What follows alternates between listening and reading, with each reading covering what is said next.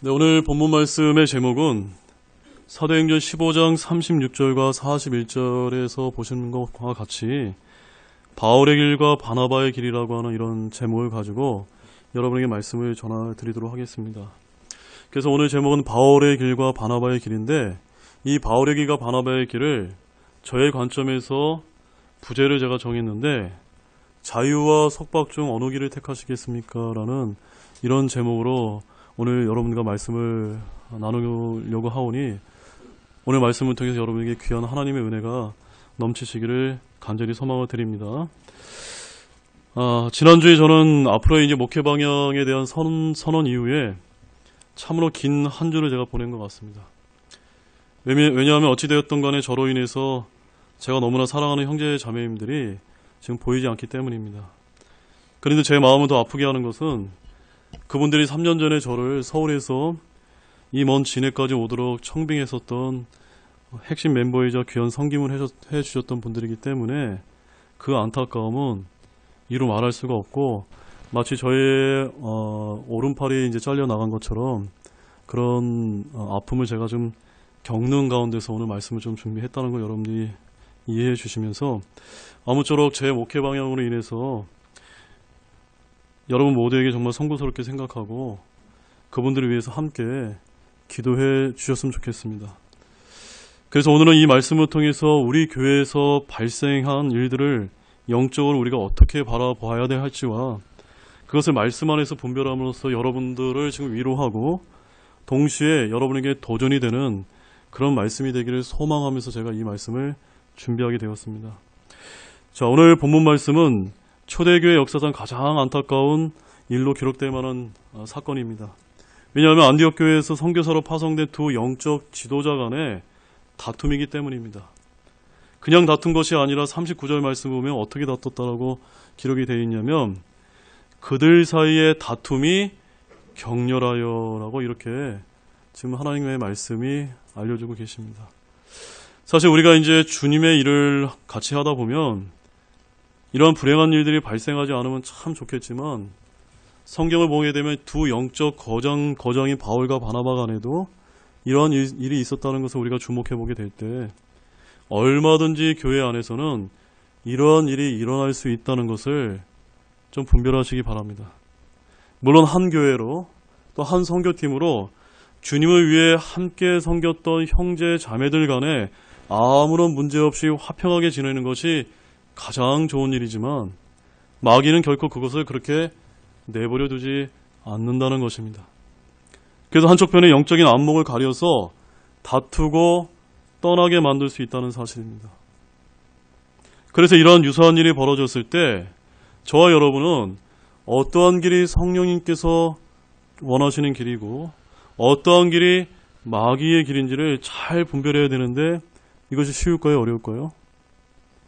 이것이 결코 쉬운 것만은 아니기 때문에 이런 일들이 이제 종종 벌어지는 것입니다. 그래서 저는 오늘 이 사건을 통해서 성령님께서 말씀으로 기록하여 우리에게 알려주시고 계시다고 믿고 있습니다. 따라서 이러한 안타까운 상황이 혹여 교회에서 발생할 때마다 제일 먼저 여러분들이 하셔야 될 일은 성경 말씀이 뭐라고 말씀하시는지 그 말씀을 근거로 해서 분명한 기준을 잡고 상황을 올바르게 바라보지 않으면 안 된다는 것을 여러분에게 강조를 드립니다. 왜냐하면 성령님의 길은 하나님의 말씀에 부합되는 길이고 생명과 평안이지만, 육신의 길은 그 반대로 사망이기 때문입니다. 로마서 8장 6절 말씀에 이렇게 말씀하고 있습니다. 육신을 따르는 자들은 육신의 일들을 생각하거니와 성령님을 따르는 자들은 성령의 일들을 생각하느니, 육신적으로 생각하는 것은 사망이요 영적으로 생각하는 것은 생명과 평안이니라 라고 말씀하고 있습니다. 자, 두 번째는 어떤 문제에 대해서 성도님들께서 어떤 의문이 들게 될 때 자기 자신만의 혼자 생각으로 이것이 옳다 그르다 결론부터 내리지 마시고, 먼저 교회를 감독하는 담임 목사에게 찾아와서 말씀으로 권면을 받고 가르침을 받는 것이 더 안전한 길이 될 수 있다는 것을 꼭 기억하시기 바랍니다. 그런데 교회의 영적인 리더인 담임 목사에게 찾아와서 상담도 하지 않고 주변의 여러 사람들의 이야기만 듣다 보면 마치 교리의 바람에 이리저리 흔들리는 신세처럼 휘둘릴 수가 있다는 사실입니다. 우리 에베소서 4장 14절 말씀 한번 가보겠습니다. 에베소서 4장 14절 말씀입니다. 에베소서 4장 14절 말씀입니다. 같이 한 목소리를 읽겠습니다. 이것은 우리가 이제부터 더 이상 아이가 되지 아니하여 사람들의 속임수와 몰래 숨어서 속이려 하는 자들이 사용하는 간교한 술수로 말미암아 교리의 모든 바람에 이리저리 흔들려 밀려다니지 아니하고. 그러니까 우리가 분명한 말씀을 통해서 교리로 세상을 제대로 분별하지 않게 되면은 그 속임수와 간교한 술수 때문에 이리저리 마음이 흔들릴 수 있다는 것입니다. 그래서 제가 항상 여러분에게 강조를 드리지만 우리는 영적 어린아이가 되지 말고 장성한 그리스도인이 되어야만 합니다. 장성한 그리스도인이란 세상 사람들의 속임수와 술수에 이리저리 흔들려 밀려다니지 않을 만큼 믿음이 견고한 자들을 말하고 있습니다. 장성하지 못하게 되면 누가 이 얘기를 하면은 이 얘기가 맞는 것 같고 저 얘기를 하게 되면은 또 저 얘기가 맞는 것처럼 되는데 그것을 성경에 뭐라고 부릅니까? 영적인 어린아이 상태다라고 부르는 것입니다. 자, 그러면 어떻게 하면 우리가 영적인 어린아이 상태가 되지 않을 수 있을까요?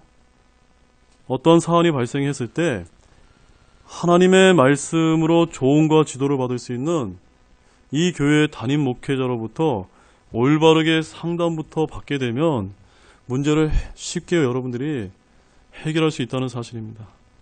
다시 우리 본문 말씀으로 돌아가서 우리 바울과 바나바가 어떤 분들이었는지를 한번 간단히 한번 살펴보고자 합니다. 우리 사도행전 11장 25절에서 26절 말씀 한번 보겠습니다. 사도행전 11장 25절과 26절 말씀입니다. 사도행전 11장 25절 26절 말씀 다 찾으신 줄 알고 같이 읽겠습니다. 그때 바나바가 사울을 찾으러 다소로 떠나서 그를 만남에 안디옥으로 그를 데려오니라. 그들이 만 1년 동안 그 교회와 함께 모이며 많은 사람들을 가르쳤는데 제자들이 안디옥에서 처음으로 그리스도인이라 불리니라. 이 말씀은 굉장히 아주 유명한 말씀인데요. 저와 여러분처럼 그리스도인, 영어로는 크리스찬이라고 불린 그 교회가 어디입니까?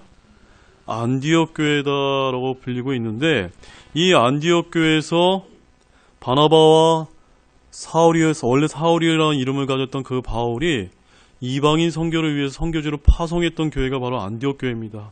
자, 그런데 이 말씀을 보게 되면은 다메섹 도상으로 기독교인들을 핍박하러 가던 그 사울, 즉 바울이 주님을 만나서 회심하게 되었는데 그 회심했던 그 바울을 사람들이 너무나 두려워서 아무도 찾아가지 못했을 때 그를 이 안디옥 교회로 찾아가서 데리고 온 사람이 누구라고 말씀하고 있습니까? 예, 사도 바나바다 라고 성경이 우리에게 지금 알려주고 있다는 사실입니다. 특히 이 바나바가 오늘 본문 말씀에서 그 바울과 다퉜던 그 사람이었다는 것입니다. 자, 사도행전 13장 2절에서 4절 말씀도 우리 이어서 보겠습니다. 사도행전 13장 2절에서 4절 말씀입니다. 같이 또 읽겠습니다.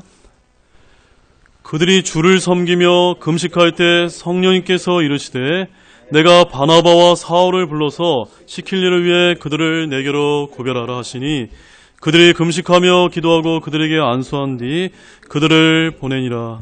이처럼 성령님께서 보내신 그들이 실루기아로 떠나 거기서 배 타고 키프로스로 항해하여. 자, 우리가 아까 말씀과 지도를 통해서 지명들을 여러분에게 제가 설명을 해드렸기 때문에 대충 어떻게 흘러가고 있는지 여러분 잘 아시겠죠? 여기서 보는 것처럼 이 바나바와 사울은 한 선교팀으로 파송받도록 성령님에 의해서 이제 쓰임받은 자들이었습니다. 근데 여기서 주목할 점은요, 바울이 아닌 사울이란 이름으로 개명하기 전의 이름으로 지금 본문에서 기록을 하고 있고 성령님께서는 바나바와 사울이라고 이렇게 표현하시면서 누구를 먼저 앞세고 계시죠? 바나바를 먼저 기록했던 것으로 볼 때 누가 더 영적으로 성숙된 자임을 우리가 알 수가 있습니까? 예, 맞습니다. 사울보다, 그러니까 바울보다 바로 바나바가 더 영적으로 장성한 그리스도이라는 것을 성경이 우리에게 지금 알려주고 계십니다. 자, 그런데 본문 사도행전 15장 35절 말씀을 한번 가보겠습니다. 사도행전 15장 35절을 보십시오. 거긴 또 어떻게 기록되어 있을까요? 자, 같이 한번 읽겠습니다. 바울과 바나바도 안디옥에 머물며 다른 많은 사람들과 함께 주의 말씀을 가르치고 선포하니라. 자, 그렇게 영적으로도 앞서 있었던 바나바보다 이제는 바울이 바나바의 이름보다 더 앞에 등장하면서 이제는 사울이라고 불리고 있는 것이 아니라 바울이라는 그런 이름으로 불리면서 많은 사람들 앞에 주님의 말씀을 가르치고 선포하게 하는데 앞장섰다라고 지금 성경은 기록하고 있습니다. 정말로 바울과 바나바는 정말 환상적인 선교팀 콤비였습니다. 그런데 성령님께서는 앞서와 달리 15장에서는 더 이상 이제 바나바와 바울이 아닌 바울과 바나바라고 기록한 점을 주목하시기 바랍니다. 무언가 영적인 상태에 있어서 바울이 바나바보다 앞서 있다는 것을 우리에게 암시하고 있는 말씀입니다. 그런데 이제 사도행전 15장 36절부터 어떤 문제가 이제 발생하기 시작했습니다. 어떤 문제였을까요? 어떤 문제입니까, 여러분? 여러분이 잘 아시는 것처럼 바나바는 자신의 조카 마가라고 하는 자기의 이제 친척이죠. 친족을 이 선교팀에 함께 데리고 가기를 원했고, 바울은 마가가 한번 밤빌리아에서 이탈했던 적이 있었기 때문에 그를 데려가는 것은 이 선교를 하는데 도움이 되지 않기 때문에 서로 의견이 충돌하고 말았다는 점입니다.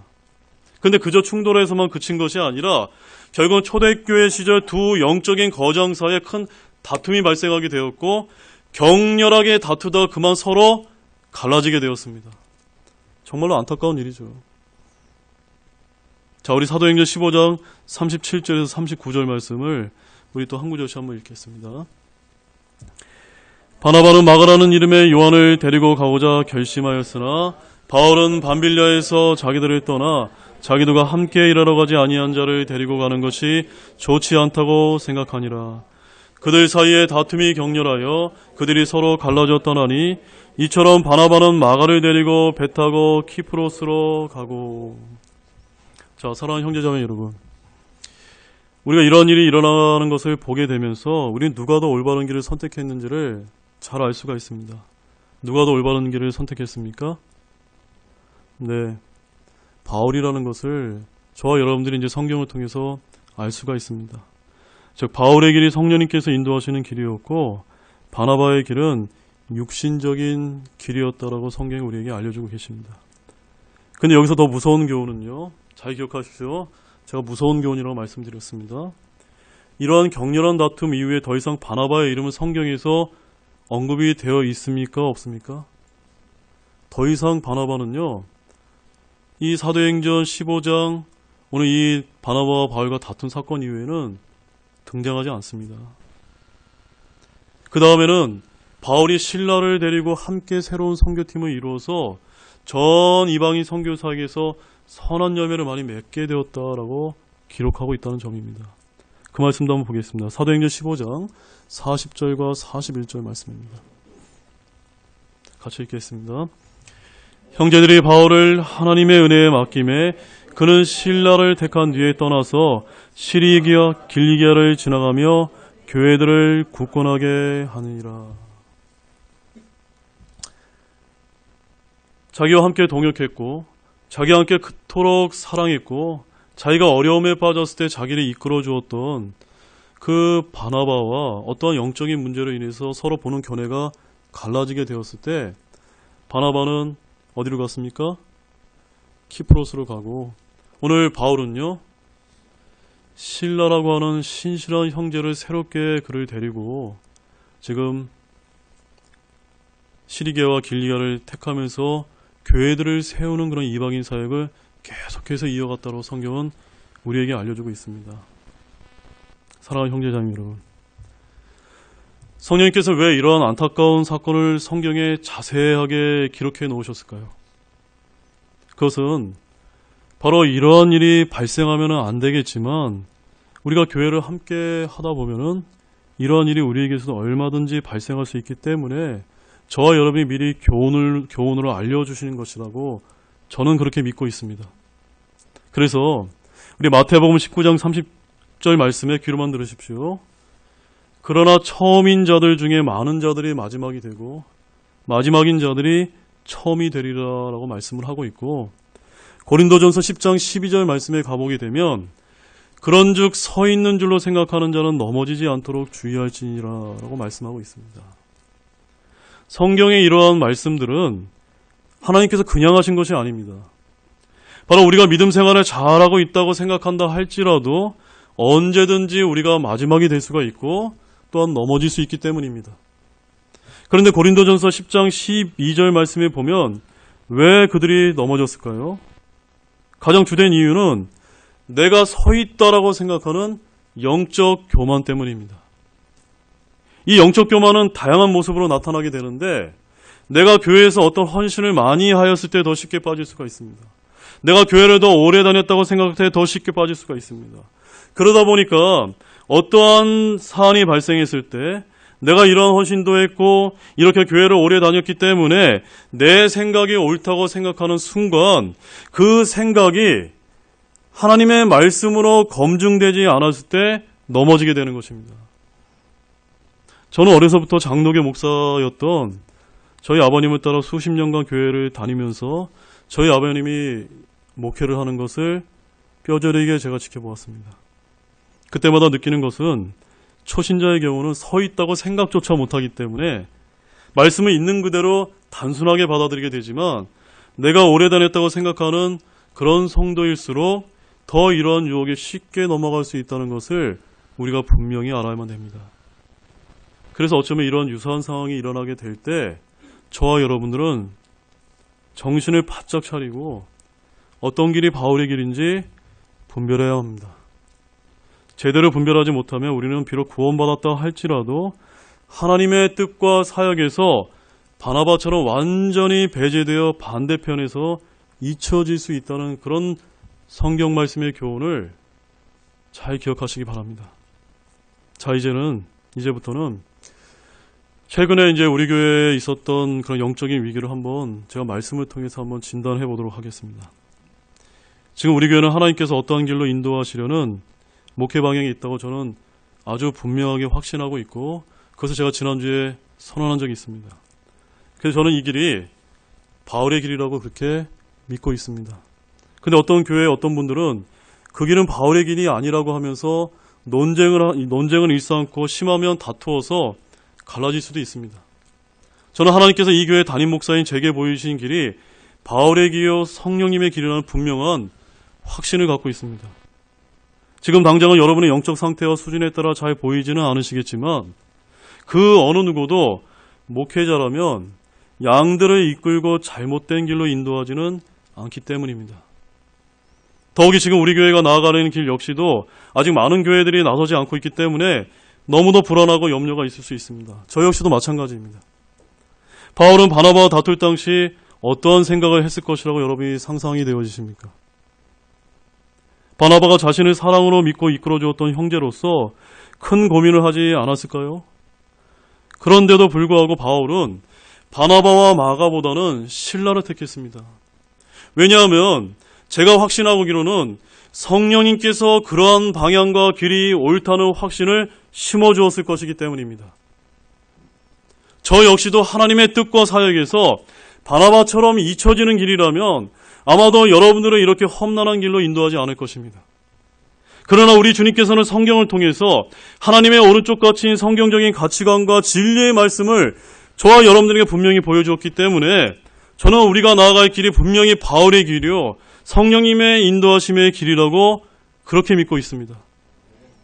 오늘날 많은 교회 목사님들이 우리나라와 한국 교회에 다가온 심각한 영적 위기를 잘 알고 있음에도 불구하고 지금 당장의 우리 교회의 분란을 우려해서 침묵하고 있다고 저는 그렇게 믿고 있습니다.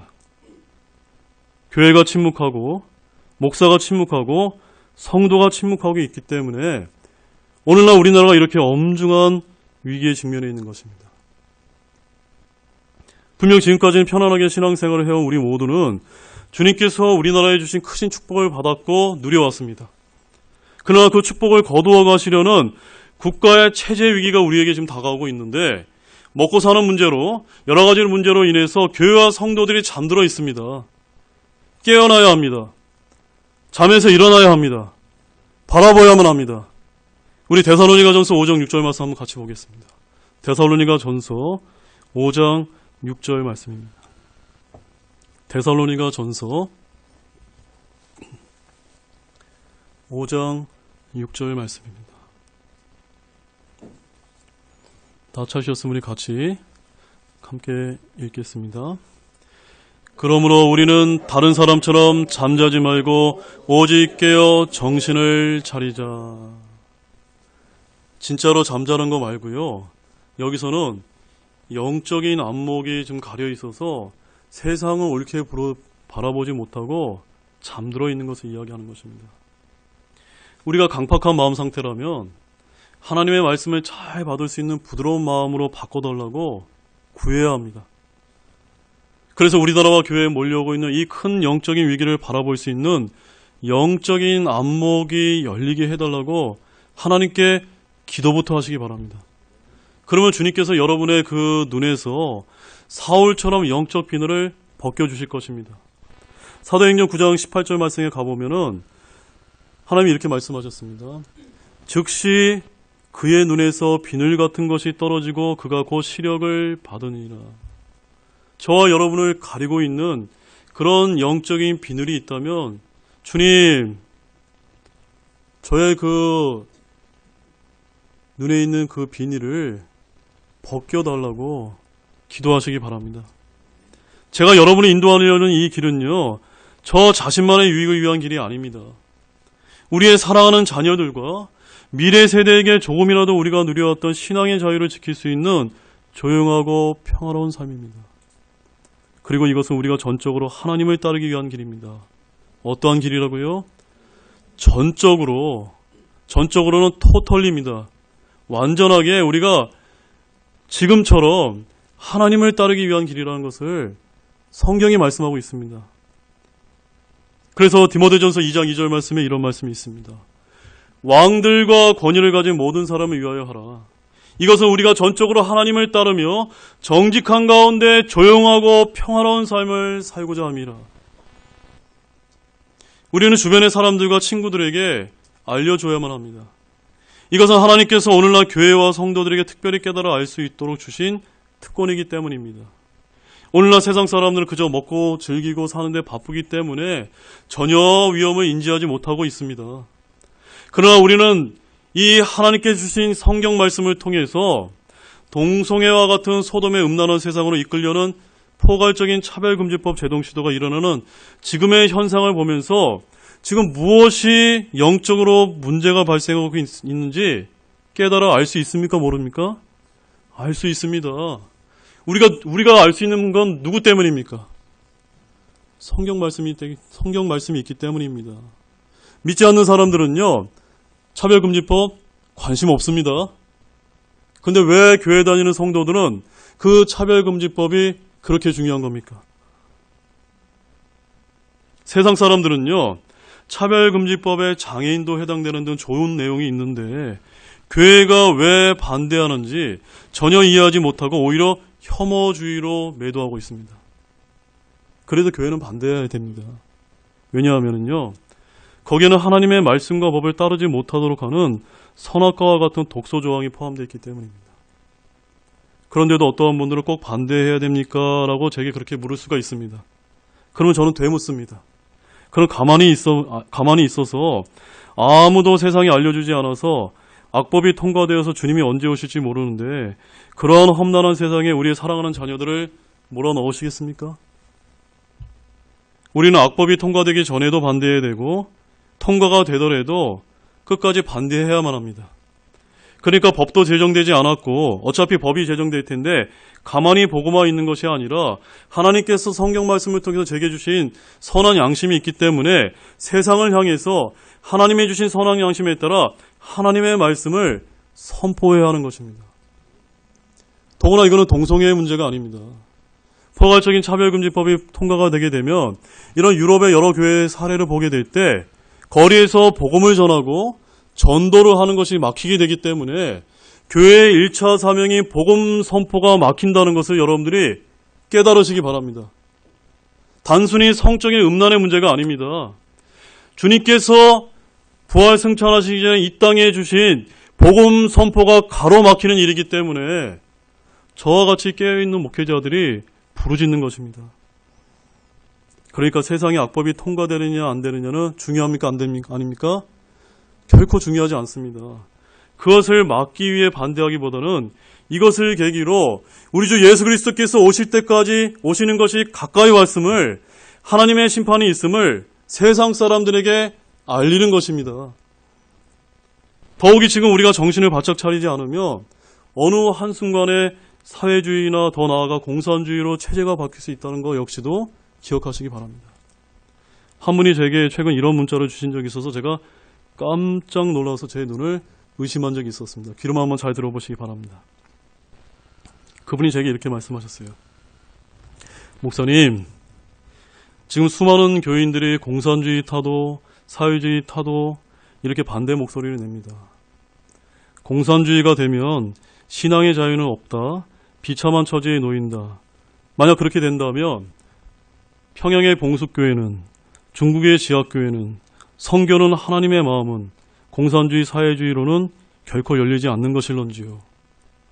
만약 공산화가 된다면 그것도 하나님의 뜻일 테고요. 저는 이런 문자를 제가 최근에 받으면서 제가 깜짝 놀랐습니다. 사랑하는 형제자매 여러분, 우리나라가 공산화가 되지 않게 위해서 6.25 한국전쟁 당시 통계집에 따르면 대한민국의 피해는 군인만 14만 9천 명이 전사를 했고 71만 783명이 부상을 입었고 13만 2256명이 실종당했습니다. 민간인은 37만 3599명이 사망을 했고 22만 9625명이 부상을 입었고 30만 3212명이 행방불명을 당했습니다. 총 합계 189만 8480명이 사상을 당했습니다.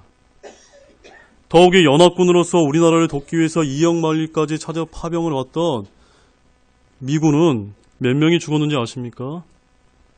그 젊은 청년들이 정말 어디에 붙어있지도 못하는 우리나라를 위해서 3만 6,574명이 전사를 입었고 10만 3,284명이 부상을 입었고 4,439명이 포로를 입어서 총 13만 7,250명의 젊은 미국 형제들이 우리 대한민국을 지키기 위해서 피를 흘리고 죽고 부상당하고 포로로 사로잡혀갔던 것입니다. 저의 이제 1년 선배 중에 제가 이제 사관학교 이제 51기인데 50기 선배 중에 윤영아 소령이라는 분이 저 1년 선배거든요. 한 명만 죽어도 우리나라가 이렇게 난리가 나는데 그 당시에는 3만 6천 명, 3만 6천 명가량의 젊은 미국 청년들이 죽었습니다. 이처럼 수많은 사람들의 피가 흘려져서 저와 여러분은 이 신앙의 자유를 누리고 있는 것입니다. 지금 모든 시그널은 현 집권 세력의 주사파 상황으로 무장되어 있기 때문에 사회주의 헌법으로 변경을 하려고 하고 있습니다. 한번 바뀌게 되면은 그때 가서는 아무리 노력해도 절대로 바꾸기가 어렵습니다. 그렇게 되면 여러분의 자녀들은 지금 우리처럼 편안하게 예배드리지 못하고 지하교회로 숨어야 될지도 모릅니다. 오늘날 발생한 가장 좋은 예가 하나 있는데요. 어제도 제가 이제 신문을 보니까 이제 그런 기사가 떴던데 지금 홍콩의 민주화 시위를 한번 여러분 잘 한번 보시기 바랍니다. 분명 중국은 1997년 홍콩 반환 이후에 중국과 영국의 합의에 따라 2047년까지 일국 양제 원칙에 따라 홍콩의 정치, 입법, 사법체제의 독립성을 보장하겠다라고 약속을 했습니다. 그런데 최근 들어서 중국 정부에 의해 이 원칙이 무너져서 지금 홍콩의 민주화 시위가 일어난 것입니다. 여러분 잘 기억하시기 바랍니다.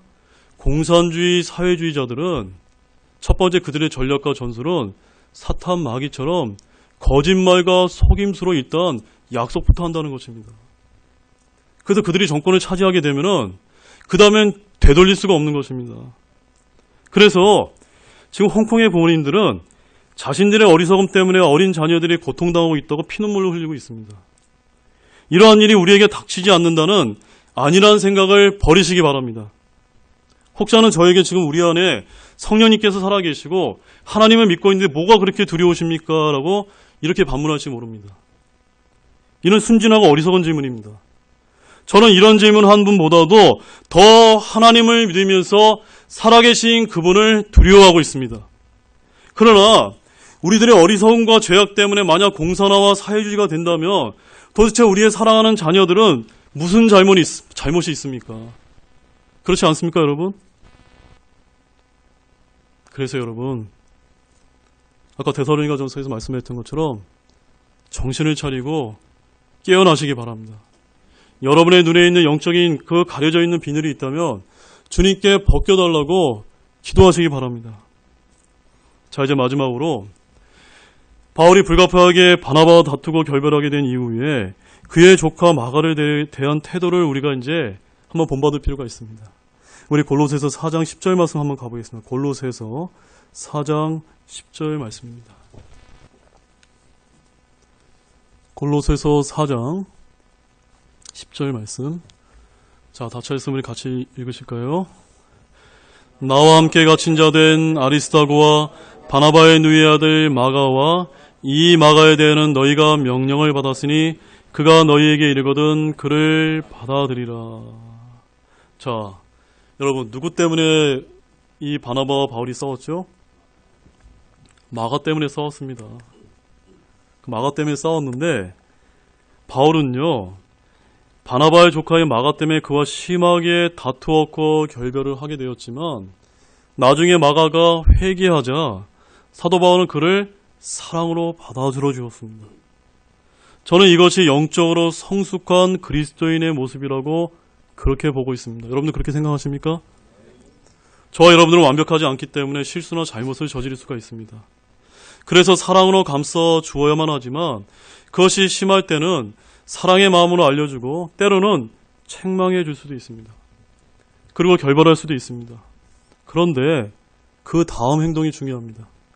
바울이 마가한테 너 때문에 내가 바나바와 헤어지게 되었잖아. 저리 꺼져 라고 이렇게 얘기한 것이 아니라 그의 영적인 태도는 매우 성숙해 있었기 때문에 비록 자기가 사랑했던 바나바와 마가 때문에 헤어지게 되었지만 그 마가가 진심으로 회개하고 돌아왔을 때 지금 골로새서 4장 10절 말씀에서 사도 바울이 뭐라고 권면하고 있습니까?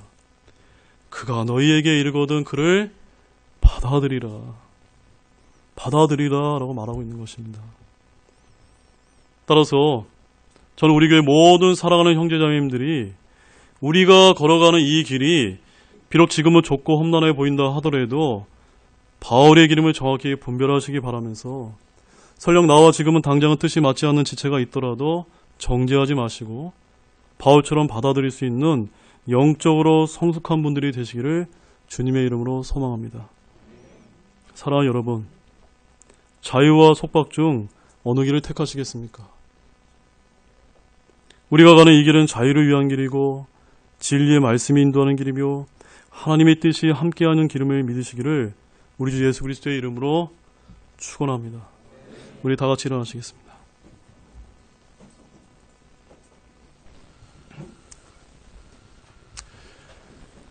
이 시간에는 초청기도 시간으로서 하나님의 말씀을 듣고 여러분의 마음 안에 찔림이 있는 분들은 이 자리 앞에 나오셔서 기도하셔서 좋고 자리에 앉아서 기도하셔서 좋고 서서 기도하셔서 좋습니다. 여러분의 마음 가운데 하나님이 어떤 주신 말씀이 있다면 주님, 제가 잘못했습니다. 주님, 제가 회개합니다. 저에게도 어떤 길이 사도 바울의 추구했던 영적인 길인지를 보여달라고 기도하시기 바라고 지금 잠시 떠나 있는 우리 사랑하는 지체들이 다시 돌아올 수 있도록 기도하시길 바랍니다. 함께 기도하시겠습니다.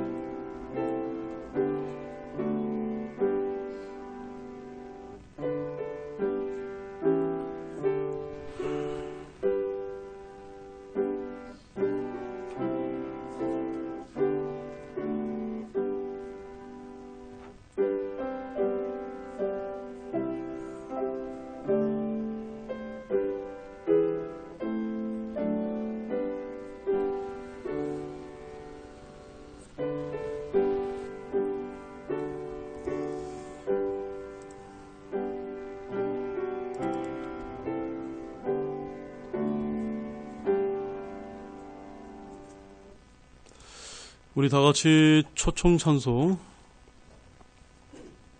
304장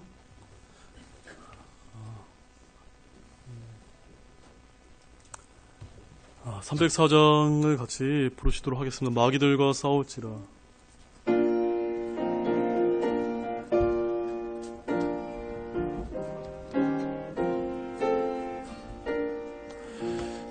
마귀들과 싸울지라. 죄악 벗은 형제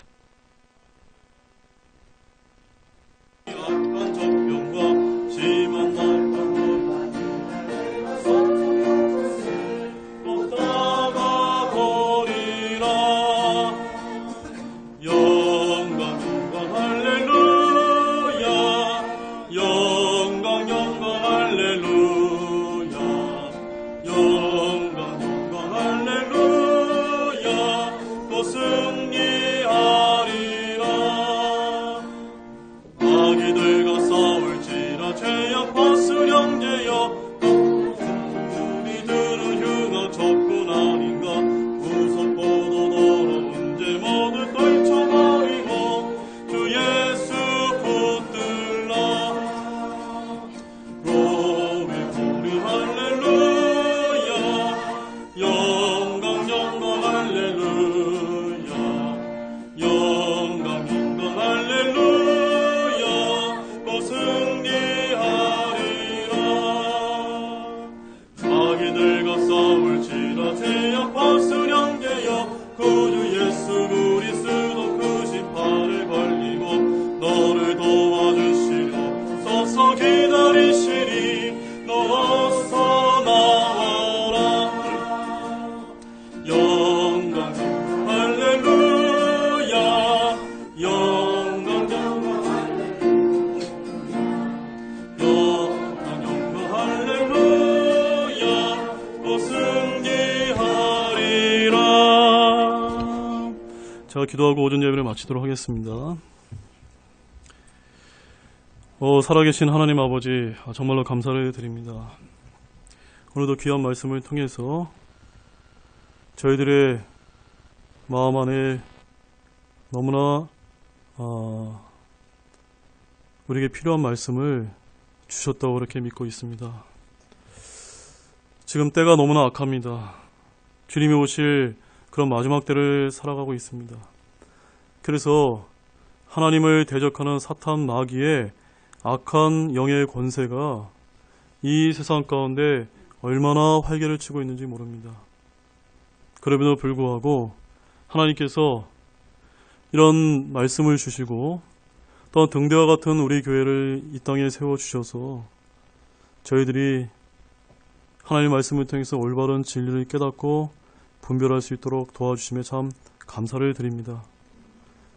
지금 이 시기에 우리가 해야 될 일은 이 등대교회의 성도로서 많은 사람들이 침묵하고 있고 보지 못하고 이 세상이 망해가고 있는 이 모습을 보면서 세상 사람들에게 올바른 진실을 알려줄 수 있는 참된 등대교회 성도가 될 수 있도록 이끌어 주시기를 간절히 소망드립니다.